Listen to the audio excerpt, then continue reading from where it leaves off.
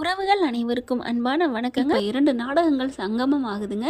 இதில் யார் எந்த நாடகத்தில் ஜோடி பிடிச்சிருக்கு? அங்கே மதி சுரேஷ், இங்கிட்டு மாமனார் மருமகன். இந்த 2 பேரோட ஜோடி பொருத்தம் சூப்பராக இருக்குது அப்படின்னு நீங்கள் நினச்சிங்கன்னா நம்ம சேனலுக்கு உங்கள் பொண்ணான கையில் ஒரு லைக்கை போட்டு சப்ஸ்கிரைப் பண்ணி ஆதரவு கொடுங்க அன்பு உறவுகளே. ஆமாங்க, கதிர் என்னம்மா பார்த்து பார்த்து மாமனாருக்கு செய்கிறாருங்க. ஆப்ரேஷன் வரைக்கும் கொண்டு வந்துட்டாருன்னா பார்த்துக்கோங்களேன். அந்த பச்சை துணியை போட்டு அப்படியே ஸ்ட்ரெச்சரில் வச்சு கொண்டு போகிறாங்க. பயப்படாதீங்க, கவலைப்படாமல் போங்க, தைரியமாக இருங்க, நான் பார்த்துக்கிறேன். ஐயோ கதிர் அல்லது போயா, நீ இந்த பக்கம் அல்றேன்னா அந்த பக்கம் சுரேஷ் அல்றாரு. அட சும்மா சொல்லக்கூடாதுங்க, 2 பேரும் வேற லெவல் தான். கதிர்கிட்ட எனக்கு இந்த ரொம்ப இன்னைக்கு பிடிச்சது கேட்குறாரு மாமனார், எனக்கு ஏதாவது ஒன்று ஆயிட்டா ராஜியை நீ பத்திரமா பார்த்துப்பியா அப்படின்னு சொன்னதையோட அட நீங்கள் வேற கோவம் வருது அவருக்கு. அதனால சிரிச்சுக்கிட்டே பக்கத்தில் வந்து நிற்கலாம் ராஜியை கண்டுக்காமல் விரட்டி விரட்டி துரத்தி அடிச்சிங்க. இப்போ என்ன பார்த்துக்கன்னு கேட்குறீங்க அப்படின்னு சொல்லல, அள்ளுது அப்படி தான் சொல்லணும். அப்படியே பார்க்குறாரு. இருந்தாலும் என் பொண்ணு பாவம் இல்லையா, அட போங்க சும்மா இருங்க மாமா, அதெல்லாம் சரியாயிடும், உங்களுக்கு ஒன்றும் ஆகாது, நீங்கள் கண்டிப்பாக நல்லபடியாக திரும்பி வருவீங்க அப்படின்னு சொல்லி அனுப்பி வைக்கிறாரு பாருங்க. கதிருக்கு ஒரு ஓப்படலாம் அந்தளவுக்கு. இந்த பக்கம் பார்த்தீங்கன்னா கோமதி எல்லாத்தையுமே சமாதானப்படுத்திடுறாங்க. செந்தில் சும்மா சும்மா அம்மாவை திட்டுவார், இன்றைக்கி அடுத்தவங்களை விட்டு கொடுக்க மாட்டாங்கன்னு திட்டுறதுக்கு அப்படிங்கிறது கரெக்டாக தான் இருக்குது. அதுக்கப்புறம் எல்லாம் சமாதானம் ஆயிடுறாங்க. அவங்க அப்பா முறுக்கிக்கிட்டு இருந்தவர் ராகவன் ராசலட்சுமி 2 பேருமே சமாதானம் ஆயிடுறாங்க. அப்புறம் எல்லாரும் பார்க்க இவங்களுக்கு வீடை பிடிச்சி உட்கார வச்சிடுறாங்க. இவங்க ஜோடி ஜோடியாக போகிறாங்க. பார்த்தா அங்கே ஒரு போட்டி வைக்கிறாங்க. எல்லாத்துலேயுமே நல்லா தாங்க. ராட்டனத்தில் ரொம்ப கட்டி பிடிப்பாங்க, சீனு வரும் அப்படின்னு பார்த்தா ஒரு சீன் இல்லாமல் கையை மட்டும் பிடிக்கிறாங்க. சும்மா பொண்ணு வைக்கிற இடத்துல பூ வைக்கிறோம் அப்படின்னு சொல்லுவாங்க இல்லையா, அது மாதிரி நம்ம பிள்ளை டப்புன்னு கையை வைக்கிதுங்க. சுரேஷ் அப்படி பார்க்குறாரு, ஒன்றும் சொல்லலை. ஓய் எதுக்கு கையை வச்ச பொரியா என்ன அப்படிலாம் கேட்பாருன்னு பார்த்தா கேட்பாருன்னு நினைக்கல. இருந்தாலும் அவர் இருந்த இருப்பு அப்படி. ஆனால் நம்ம ஆள் ஒன்றும் சொல்லலை. வண்டி நின்றும் செந்தில் மட்டும் கை அப்படி கண்ணை மூடிட்டு இருக்க. இறங்குங்க, நீ இறக்குற சீனு நல்லா இருக்கு, இங்கே நீ பெரிய தைரியசாலின்னு நினச்சா என்ன இப்படி பயப்படுற அப்படின்னு சுரேஷ் மதியை பார்த்து கேட்கல. அதுவும் அழகுன்னு தான் சொல்லணும். அழகே அழகு, 2 பக்கட்டும் அழகுங்களாம். இறங்கிடுறாங்க எல்லாருமே. அடுத்து பார்த்தா போட்டி நடனம் ஆடுறாங்க. இங்கே போட்டி வைக்கிறாங்க. நல்லா இருக்குங்க, நம்ம எல்லாத்தையும் சுற்றி பார்த்தது மாதிரி திருப்தி கிடச்சிச்சு. இங்கே இந்த புள்ள ஆடுறதும் பாடுறதும். ஆனால் சுரேஷுக்கு இந்த இடத்துல ஒரு பாராட்டுகள் வாழ்த்துக்கள் சொல்லணுங்க. அண்ணி ஆசைப்பட்டாங்க விளையாடுறதுக்கு, அம்மா முட்டுக்கட்டையாக நிற்கிதுன்னு தெரிஞ்சுட்டு பேசி கீசி, அதுவும் அண்ணி ஆசைப்படுறாங்களோ இல்லையோ தான் கண்ணி தான் பொண்டாட்டி ஆசைப்படுறான்னு தெரிஞ்சுட்டு கொண்டே அம்மா அப்பா ஓரம் கட்டிட்டு வந்துடுறாரு. எப்படி அப்படின்னு மதிக்கிட்ட சொல்லல. அழகு தானேங்க. யாரெல்லாம் ரசிச்சிங்கன்னு கமெண்ட்ஸில் சொல்லுங்கள். இப்போ டான்ஸ் ஆடுறதுக்கு பாக்கியராஜையும் மலரையும் அனுப்புகிறாங்க. சூப்பராக ஆடுறாங்க, நல்லா செம்மையாக ஆடி முடிக்கிறாங்க. ஏய் மலரணி இவ்வளோ அழகாக ஆடுறீங்க அப்படின்னு சொல்லிட்டு எல்லாரும் வியந்து பாராட்டுறாங்க. மதி இருந்துட்டு அக்கா சூப்பர்க்கா, கலக்கிட்டீங்க, நாங்கள் கூட ஹோம்லியாக இருக்கீங்க, சமையல் மட்டும்தான் உங்களுக்கு எல்லாம் அப்படின்னு நினச்சேன், பார்த்தா இப்படி கலக்கிட்டீங்களே, வா சூப்பர் சூப்பர், வா வெல்டன் அப்படின்னு சொல்ல, சரி விடு, இவங்க நடனம் ஆடினது அப்படியே ஃபேமஸ் ஆகுது, போகிறவங்க வரவங்களாம் நல்லா ஆடுதுங்கப்பா, சூப்பராக ஆடுதுங்க, இப்படி தான் அந்த புள்ள பேர் என்னமோ அழகாக என்னமோ சொல்லிக்கிட்டாங்க அப்படின்னு சொல்லிக்கிட்டே போக இதுங்க ரூமில் இருந்தது கொஞ்சம் வெளியில் வருதுங்க. ஐயோ இதை கேட்டு இந்த பொம்பளைங்க இந்த புருஷனும் பொண்டாட்டி போயிடுவாங்களேன்ட்டு கோமதி எவ்வளோ தடுத்து பார்க்குது. ஆனாலும் தடுக்கலைங்க. அப்பப்போ ஒரு சீன் வருதுங்க. இந்த சமயம் அதாவது குழந்தைய கூட்டிகிட்டு வரேன்ட்டு போகிறாங்கல்ல மலரும் பாக்கியராஜன், அந்த ராட்டனம் அந்த சர்றன்னு அதுக்கு பேர் என்னன்னு தெரியல, தெரிஞ்சவங்க சொல்லுங்கள் கமெண்ட்ஸில். அதில் போயிட்டு வரையில சுரேஷ் பார்த்துடுறாரு. எங்கே குழந்தைய காணோம் அப்படிங்கிற வாயை விட்டு நான் சிரிச்சிட்டேங்க. நீங்களாம் சிரிச்சிங்களா?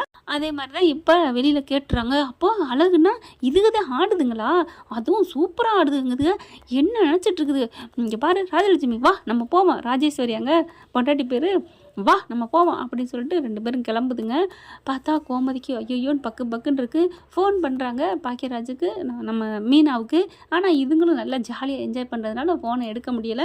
அடுத்து மதியை பார்த்து மலர் கேட்குது, மதி நீனும் போய் ஆடுமா, நீனும் ஆடு ப்ளீஸ் அப்படி சொல்ல. அக்காக்கா எனக்கு தெரியாது, இப்போ நீ மட்டும் ஆடலைன்னா அக்கா மேலே பாசம் இல்லைன்னு அர்த்தம், நீ தைரியசாலி இல்லைன்னு அர்த்தம்.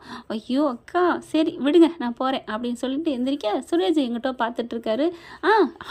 சுரேஷ் பார்க்கல இன்னொரு சீனு அங்கே அல்டிமேட்டாக ஒன்று பண்ணுறாருங்க. வந்த ரவுடிங்கெல்லாம் அடித்து துவம்சம் பண்ணுறாரு, திட்டியே அனுப்பிடுறாரு. அதாவது பார்த்துட்டு மதி வந்து மயங்குறாங்க. மலர் போயிட்டு எப்படி என் குழந்தை எப்படி, அக்கா போதுங்க்கா உன் குழந்தைனார் புராணம் பாடாத அப்படின்னு சொல்கிற இடமும் அழகு. இப்போ சுரேஷை நீ போ அப்படின்னு மலர் சொல்கிறாங்க. ஐயோ அண்ணி எனக்கு அதெல்லாம் தெரியாது, எனக்கு ஐயா அப்படிங்கிற அதெல்லாம் சும்மா சொல்லக்கூடாது. உங்கள் அண்ணனுக்கு தான் ஒன்றும் தெரியாதுன்னு சொன்னார். எப்படி கலக்குனார் பார்த்தில்ல.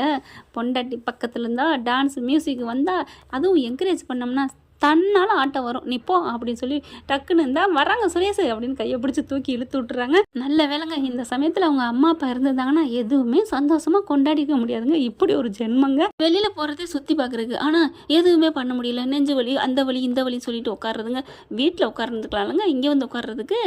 இப்போ இவங்க 2 பேரும் நம்ம சுரேஷ் மதி மேலே மேடைக்கு போகிறாங்க. பாட்டை போடுறாங்க. பாட்டை போடுறா அப்படின்னுட்டு அழகாக சூப்பராக ஆடுறாங்க. அப்படியே கையை பிடிச்சி ஆடணும் இந்த இடத்துலன்னு சொல்லிட்டு கையை பிடிக்க காலை பிடிக்க அப்படியே டான்ஸ் வளைஞ்சு நெளிஞ்சு ஆட மதி அப்படியே மயங்கி கீழே விழுக சாஞ்சு விழுக போகிறாங்க. அப்படியே தாங்கி பிடிக்கிறாங்க. எங்கே என் ஜீவனே அப்படின்ட்டு இங்கே மலர் இருந்துட்டு கையை தட்டுறாங்க. சூப்பர் சூப்பர் அப்படின்னு சொல்லிட்டு மதி அப்படித்தான் ஆடு ஆடு அப்படிங்கிறாங்க. டான்ஸ் ஆட ஆட அப்படியே கற்பனைக்கான உலகத்துக்கே போயிடுறாங்க 2 பேரும். இவ்வளோ அழகாக இருக்காள்ன்னு அப்படியே நேருக்கு நேராக கிட்டக்க வச்சு கை தாங்கல்ல பார்க்க மதி அப்படியே கண்ணை சிமுட்டி இப்படி சுரேஷை பார்க்குறாங்களா. அவர் அப்படியே மேலேருந்து கீழ் நோக்கி பார்க்க, இவங்க கீழேருந்து மேல் நோக்கி பார்க்க, அப்படி தான் போகுது. மலர் ஐயோ அப்படின்னு வெக்கப்படுது. உண்மையிலே கூட பிறந்த அப்பா அம்மா அக்கா தங்கச்சி கூட இப்படி சந்தோஷப்பட மாட்டாங்க. அந்த அளவுக்கு மலருக்கு ரொம்ப சந்தோஷம். பாக்கியராஜ் பார்க்கார், என்ன அவங்க 2 பேரும் சந்தோஷமாக இருக்க பார்த்து நீ இவ்வளோ ஹாப்பி ஆகுற? ஏங்க பாவம் இல்லையா? மதி பாவங்க, அவன் நல்லா இருக்கணும்ல. சே நான் மட்டும் என்ன, உன்னைய பார்த்தேன், நீ அப்படி உன் முகத்தில் சந்தோஷம் தெரிஞ்சிச்சு, அதான் சொன்னேன். இருங்க பார்ப்போம் அப்படிங்கல. எல்லாம் டான்ஸ் ஆடுறத பார்த்து ரசிக்கிறாங்க, கை தட்டுறாங்க. இவங்க கட்டி பிடிச்ச ஆடுறதையும் வைக்கிறதையும் எல்லாம் அங்கே பாட்டு மூலமாக எல்லாம் சொல்ல அங்கே வந்து நிற்கிதுங்க. கரெக்டான எந்த இடம் டான்ஸ் ஆடுற இடம் கேட்டுக்கிட்டு தெரிஞ்சுக்கிட்டு அப்படியே பார்த்தோன்னா வயிறு எரியுது. சீ என்ன இது இப்படி பண்ணிட்டு இருக்கா, இவெல்லாம் பொம்பளையா? இப்படி ஊரறிய ஆளுங்க இப்படி பேர் இருக்காங்க, இப்படி பேர் மத்தியில் ஆடுறா பல்ல காமிச்சிட்டு. அதுவும் ஐயோ அது யாரு? அவ புருஷன் தானே, ஆடினா என்ன? டேய் மதி மலரும் கத்துறாங்க. ஆனால் இங்கே பார்த்தா மலர் மதி அப்படின்னு சுரேஷ் அப்படின்னு கத்துறாங்க. இங்கே பாட்டு ஓடிட்டு இருக்கவும் அவன் காதில் விழுகலை. இறங்கி வரட்டும், நீ சும்மா இரு, எதுவும் மனசு உனக்கு வந்து ஹார்ட் ஏதாவது ஆயிரும் நீ அப்படின்னு பொண்டாட்டியை இப்படி கெஞ்சுறாரு புருஷன் ராகவன். இல்லைங்க என்னால் தாங்க முடியல.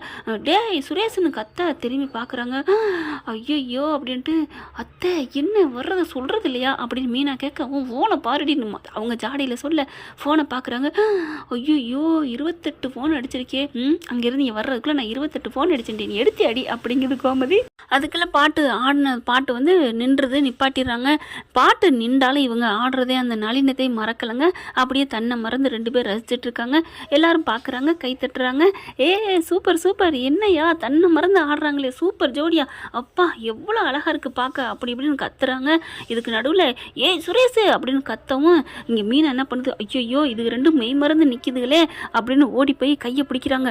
மலரு சுரேஷ் மாமா அப்படின்னு சொல்ல அப்படின்னு 2 பேரும் அப்போ தாங்க விலகுதுங்க. அப்படின்னு டக்குன்னு ஒதுங்கிட்டு நன்றி அப்படிங்கிறாங்க. வா சூப்பர்னு எல்லாரும் மேடையில் ஏறிடுறாங்க. Super bro, super sister, super அப்படின்னு எல்லாரும் கை கொடுக்க, வேற லெவலில் கலக்கிட்டீங்களே, நீங்களாம் பெரிய ஆளா, நீங்கள் நடிக்கவே போகலாம் அப்படிங்கிறாங்க. ஐயோ அப்படிலாம் இல்லை, ஆட தெரியாதுன்னு அதர வச்சுட்டியே மதி அப்படின்னு சொல்லிட்டு மலர் வந்து சொல்ல, சும்மா இருங்க மீனா வருது அங்கே பாரு உங்கள் மாமியார் வந்திருக்காங்க. ஐயோ அப்படின்னு சொல்லிட்டு 2 பேர் இறங்கி வராங்க. இதுங்க 2 அப்படியே மலை மாதிரி வானத்துக்கு பூமிக்கு நிற்கிதுங்க. அம்மா அது வந்துமா வாய மூடுறா அப்படின்னு சொல்லிட்டு அறைய போகிறாரு. அப்படியே பார்த்தா என்னம்மாம்மா அப்படின்னு தடுக்கிறாங்க நம்ம மதி. ஏன் பிள்ளைய அடிக்கிறடி, உனக்கு என்னடி அப்படி சொல்ல, பாவம் இதுங்க கொஞ்ச நேரம் கூட சந்தோஷமாக இருக்க விட மாட்டேங்கிறாளே பாவி அப்படின்ட்டு கோமதி நினைக்குது. என்ன நினச்சிட்டு இருக்கீங்க, எந்த ப்ரோக்ராம் வேணாம் எது வேணாம் இப்படியா ஊரறிய ஈன்னு பல்ல காமிச்சிட்டு ஆடுவீங்க, இதெல்லாம் ஒரு பொம்பளைக்கு லட்சணமா? டேய் கிளம்புடா அப்படிங்கல. அப்பா இன்னும் கொஞ்சம் இருக்குப்பா பார்த்துட்டு போவோம்ப்பா, காசு கட்டி உள்ளர வந்திருக்கேன்ப்பா அப்படி இப்படிங்கிறாங்க. முடியவே முடியாது, வீட்டுக்கு வாங்க, வீட்டுக்கு வந்து உங்களுக்கு கச்சேரி இருக்குது அப்படின்னு வேகமாக போகிறாங்க. எல்லாம் பாவங்க அப்படியே சோகத்தோட மூஞ்சி வச்சுட்டு போக, ராஜி அப்படியே மூஞ்சி சோகமாக வைக்க மீனா பார்க்குது. ஆமாம் ஏன் மூஞ்சி சோகமாக வச்சுட்டு வர்ற? எல்லாரும் அப்படி தானே வர்றாங்க. ராஜி அவங்க எல்லாம் வர்றது வேற, நீ முகத்தை சோகமாக வச்சுட்டு வர்றது வேற அப்படி சொல்ல, எல்லாம் அந்த கதிர் தான் பொல்லா பொய் சொல்கிறான். குன்னைக்குள்ளே இருக்கேங்கிறான், வேறு இடத்துல எங்கே இருக்கிறான், வெளியில் போயிட்டேங்கிறான், எனக்கு புரியவே இல்லை மீனாக்கா அப்படிங்கிறாங்க.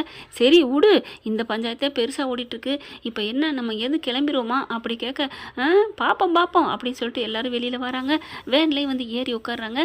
இப்போ அந்த ஆஸ்பத்திரி தாங்க கடந்து வரணும். அடுத்து என்ன நடக்க போகுது அப்படிங்கிறத பொறுத்திருந்து பார்க்கலாம். ஃப்ரெண்ட் இந்த பதிவு உங்களுக்கு பிடிச்சிருந்துச்சுன்னா உங்கள் பொண்ணான கையில் ஒரு லைக்கை போட்டு சப்ஸ்கிரைப் பண்ணி ஆதரவு கொடுங்க. அன்பு உறவுகளே, தேங்க்யூ ஃப்ரெண்ட். இந்த வீடியோ உங்களுக்கு பிடிச்சிருந்தா தயவு செய்து லைக் பண்ணுங்க. இன்னும் இன்னும் அப்டேட்ஸ்க்காக சேனலை சப்ஸ்கிரைப் பண்ண மறக்காதீங்க. நம்ம கிட்ட இருக்க எல்லா சேனல்ஸோட லேட்டஸ்ட் வீடியோ அப்டேட்ஸ்க்காக மேல ரைட் சைடுல காட்டுற லிங்கை கிளிக் பண்ணி வாட்ஸ்அப் குரூப்ல ஜாயின் பண்ணுங்க. உங்களிடம் விடைபெறுவது நான் உங்கள் மெஹர்.